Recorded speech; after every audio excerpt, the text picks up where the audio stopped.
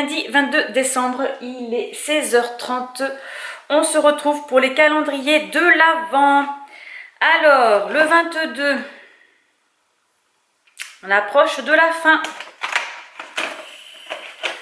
Un petit cœur au chocolat. Ensuite, les petites chaussettes. Nous avons un petit renne. Un petit renne qui veut... Il y en a, ils sont vraiment pas faciles du tout à ouvrir. Les pointillés ne fonctionnent pas. Ah, je triche. Alors, wow, celle-ci, elle est flashy. Hein. Verte et orange fluo. J'ai des chiens qui sont affalés devant... Attendez. Regardez ça.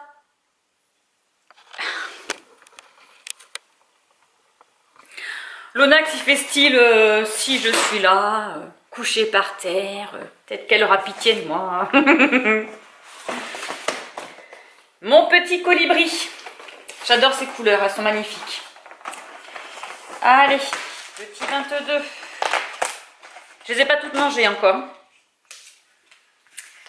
Alors, une petite madeleine. Madeleine cœur orange, coque chocolat noir.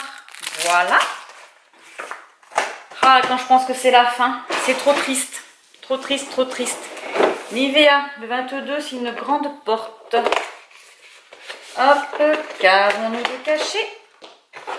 Une crème. Une crème de soin hydratante, sensation fraîcheur pour visage, corps et mains. 48 heures d'hydratation, mais c'est trop bien ça. Trop bien. Voilà pour les calendriers. Je range tout ça, je donne aux chiens et on se retrouve dans le bureau. Bon, je vous reprends parce qu'il faut que je vous parle de ma petite lecture que j'ai lue en livre audio. Donc c'est La bibliothèque secrète de Noël de Jenny Colgan. Voilà, et bien j'ai adoré. C'est le seul, d'ailleurs c'est le seul livre que j'ai lu pendant mes vacances parce que je l'ai écouté sur la route. Donc voilà, j'ai bien aimé, de toute façon j'adore Jenny Colgan. Je pense que je vous en avais déjà parlé dans un vlog d'avant. C'est l'histoire de Myrène qui doit aller en Écosse afin de retrouver un livre. Voilà, donc c'est, comment est-ce qu'il s'appelle, le laird? C'est Jamie, voilà, Jamie Macpherson qui est le laird d'un clan en Islande et il lui demande pour sauver son château, en fait, son grand-père lui a légué un livre très rare qui coûte très cher et que s'il le vend, il pourra, oh, désolé je vais couper, il pourra récupérer, voilà, faire des travaux dans son château, voilà. Sauf qu'il a fouillé toute la maison. Et en fait, il ne trouve rien. Donc, Myrine s'en va là-bas. Elle va tomber nez à nez avec Théo, son ex, qu'elle a rencontré l'année dernière, à la même époque. Donc, ils vont être en conflit tous les deux parce que lui aussi, c'est un chasseur de livres. Et en fait, il s'avère que dans ce château, le grand-père de Jamie est un féru collectionneur de livres. Il achète tout et n'importe quoi. Donc, il y a des livres partout. Voilà, il y a des piles de livres partout dans toute la maison. On peut se promener dans les pièces, mais il y a des livres partout. Donc forcément, eh bien, ils vont devoir chercher. Voilà, sauf qu'ils ne savent pas quel livre c'est. Et c'est pour ça que Jamie a fait appel à Myrène et à Théo, parce que ce sont des collectionneurs de livres et ils savent évidemment quel livre est ancien, etc. Voilà. Donc j'ai adoré cette lecture, c'était vraiment trop bien. Je suis actuellement en train de lire. Où est-ce qu'il est caché? Là. Hop là, Les Vampires de Chicago, le tome 8, on ne mord que 2 fois. On ne mord, pas on ne meurt, on ne mord. La morsure. De Chloé Nel aux éditions Milady. Ça n'existe plus. Enfin, les éditions Milady existent encore. Mais ce livre-là est très vieux. Donc là, nous sommes avec Mary, qui fait partie de la maison Catogan. Elle est vampire depuis quelques années maintenant. Mais c'est une jeune vampire, hein, parce que elle fait partie, donc elle est avec Ethan. Ethan qui est le maître de Catogan. Donc en fait, dans cette saga-là, les maisons, donc on est à Chicago, il y a plusieurs maisons, il y en a 3.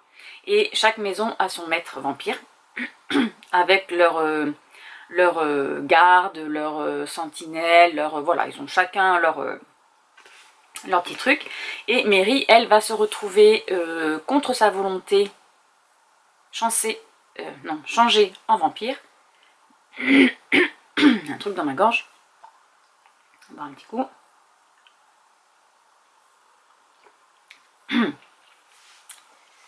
Mary va être changée en vampire contre sa volonté. En fait, elle est les vampires, voilà.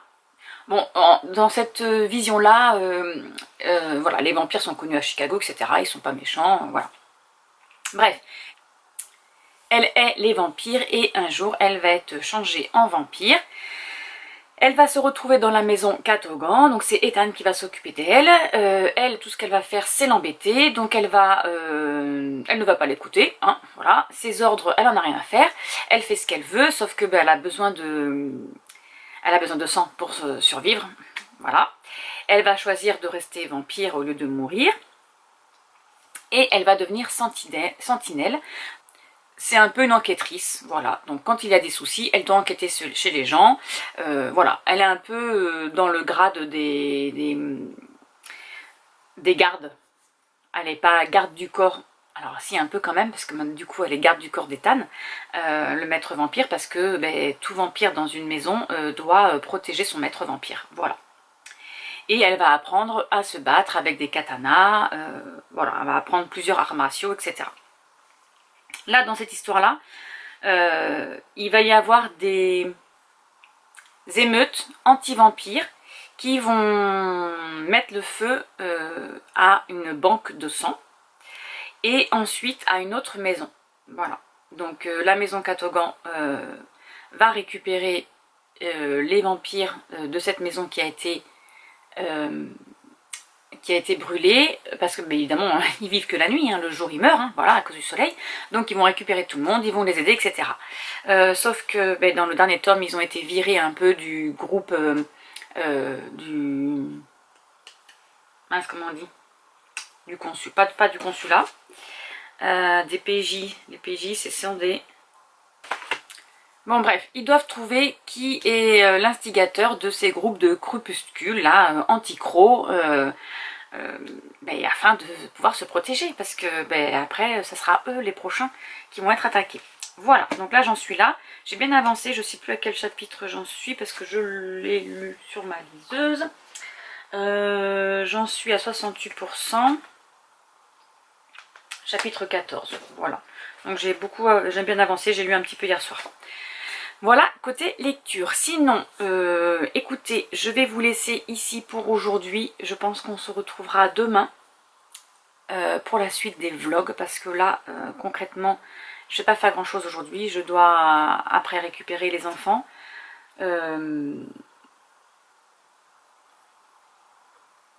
Parce qu'ils vont aller à Bordeaux se promener. Donc voilà. Écoutez, je vous retrouve demain.